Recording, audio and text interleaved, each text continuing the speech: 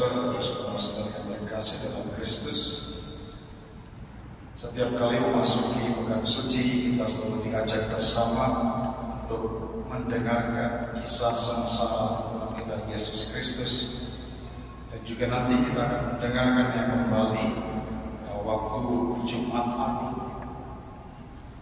Mengapa kita perlu mendengarkan kisah sengsara Tuhan kita Yesus Kristus ketika kita memasuki pekan suci? Mengajak kita bersama melihat bagaimana Yesus menyerahkan diri, dan juga bersama melihat bagaimana sikap manusia terhadap Tuhan sehingga ia tega untuk menyalibkan Tuhan yang adalah Sang Mesias itu sendiri.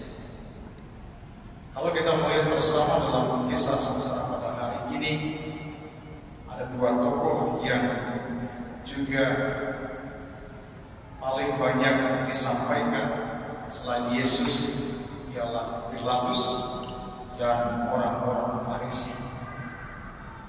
Apa yang terjadi sebenarnya? Kalau kita mendengar bersama, Pilatus itu orang yang bisa melihat mana yang benar dan yang tidak benar, tetapi tidak memiliki daya untuk memutuskan yang benar. Dia bisa melihat mana yang benar dan yang tidak benar, tetapi tidak memiliki daya untuk memutuskan yang benar, meskipun dia adalah seorang gubernur. Di satu sisi, orang Farisi dan ahli-ahli Taurat, orang yang tidak tahu atau tidak bisa melihat yang benar, tetapi memutuskan seolah-olah keputusan yang benar.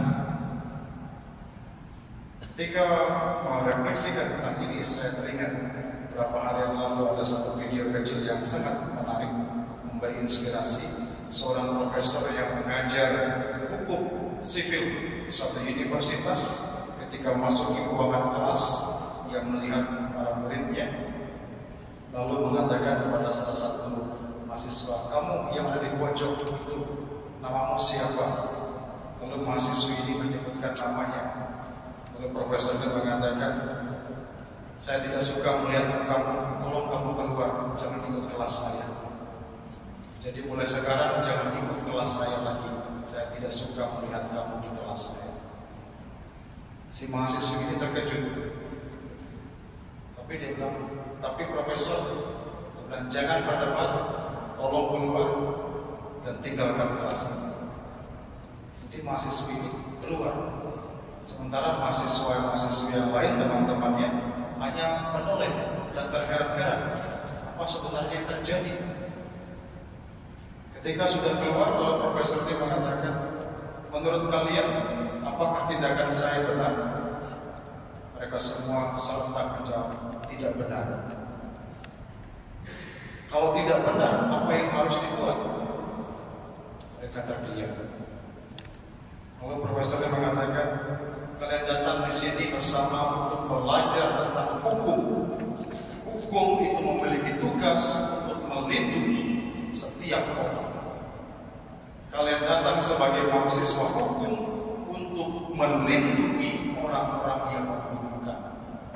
Kalian tahu saya telah berbuat yang tidak tepat, tetapi mengapa kalian tidak membuka suara, tetapi hanya terdiam? Bagaimana nasib orang-orang yang di luar sana, yang banyak mendapat perlakuan yang tidak adil, tetapi hukum atau orang-orang yang tahu tentang hukum itu tidak melindungi mereka?" Dan semua mahasiswa yang lain tertunduk malu karena menyadari bahwa mereka tidak berdaya, tidak bisa berbuat apa-apa, meskipun mereka tahu bahwa itu adalah tidak benar. Saudara-saudariku terkasih, dalam realitas hidup kita, terkadang kita pun seperti halnya Pilatus. Kita tahu, tapi kita mungkin tidak mau tahu. Kalau kita tidak mau tahu bahwa kita melakukan yang benar, itu artinya kita lebih buruk dari Pilatus. Pilatus itu tahu tapi dia tidak punya daya.